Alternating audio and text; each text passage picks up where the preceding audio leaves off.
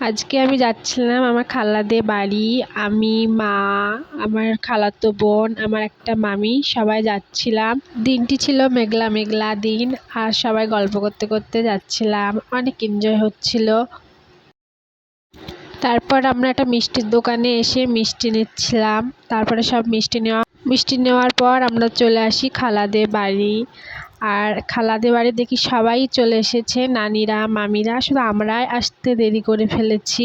খালাদের বাড়ি এসে প্রথমে আমরা খেতে বসে পড়ি। তারপর দেয় আমাদেরকে লুচি, একটা মটরের তরকারি, মিষ্টি, আর আমি দই নিইনি তখন।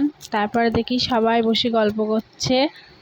আর আমার খালাদের বাড়ি এসেছিলাম কারণ আমার খালাতো ভাই সরকারি হসপিটালে ডাক্তারের চান্স পেয়েছে, তাই একটা ছোট্ট করে অনুষ্ঠান হচ্ছিল। তারপর আমরা দুপুরে খেতে বসে পড়ি।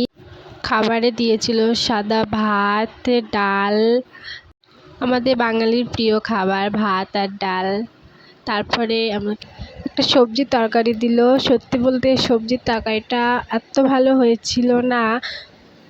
আমি অর্ধেক ভাত, ডাল আর সবজি দিয়েই খেয়েছি। তারপরে আমাকে দিল গরুর মাংস। আর গরুর মাংস আমি অত ভালো খাই না, তাই আমি সব মাংসগুলো আমার মাকে দিচ্ছিলাম। তারপরে সর্বশেষ এলো দই আর মিষ্টি। আমি একটা মিষ্টি নিয়েছি ঠিকই, কিন্তু আমি অর্ধেক খেয়েছিলাম।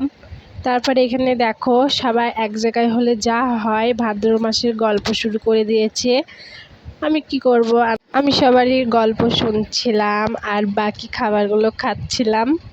আমাকে আমার মা কটা ফটো তুলে দিয়েছে, তোমরা দেখে বলো ঠিক আছে কোন ফটোগুলা সব থেকে বেশি ভালো হয়েছে।